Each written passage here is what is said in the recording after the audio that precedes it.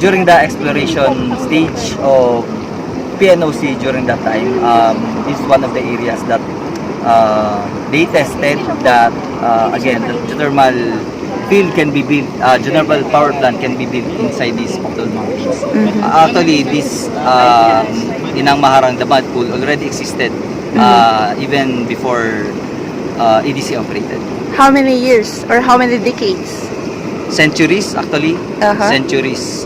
This mud pool was, as I have said, this mud pool is a crater, it's a volcanic crater that erupted centuries ago.